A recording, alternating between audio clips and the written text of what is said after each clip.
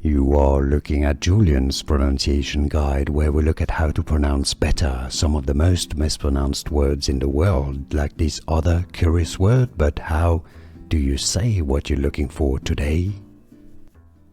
Let's learn once and for all how to pronounce the name of this Chinese philosopher. If you want to learn more confusing names, including from China and from philosophy, stay tuned, I've got more videos for you. Now, the Chinese pronunciation, although it may vary, is of more commonly as Zhuangzi, Zhuangzi.